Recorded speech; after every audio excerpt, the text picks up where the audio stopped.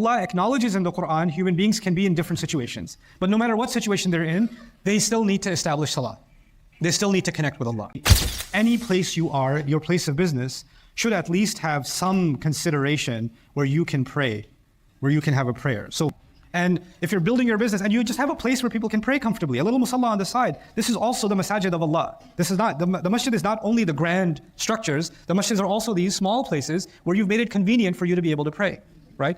And they're also considered important parts of establishing the salah. So Allah is saying it's not enough to build a building.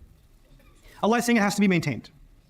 It has to be maintained. And Allah is not talking about maintaining the windows and the doors and the carpet and the lights and the wudu area and the shoe area. That's not what He's talking about. He's talking about the purpose of the masjid has to be maintained. The purpose of the masjid was to bring worshippers together.